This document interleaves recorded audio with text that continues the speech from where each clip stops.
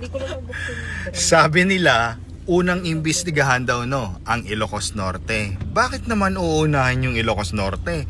Hindi nga bumabaha dito. So dapat ang uunahin talaga yung Davao. Kasi konting ulan lang, bumabaha.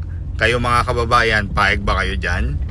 Bakit uunahin ang Ilocos Norte? Doon nga bumabaha kahit konting ulan. Kahit dito sa Ilocos Norte, malakas ang ulan, hindi po bumabaha. Kaya pinapaimbestigahan ng Davao. Kaya siguro na gusto nila paimbestigahan ng Ilocos Norte. Uumpisahan pa lang ba nila ang flood control project ng 51 billion?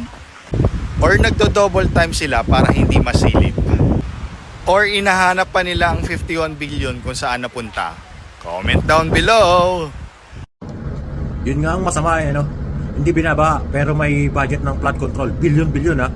Itong mga vlogger ni BBM na to Kung ako si BBM, pagtatanggalin ko itong mga ito Wala sinisiraan ka lang Binubuking ka BBM yung mga bata mo.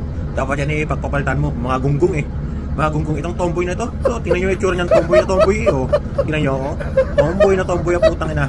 Ay nako, palpak na naman ang mga vlogger ni BBM.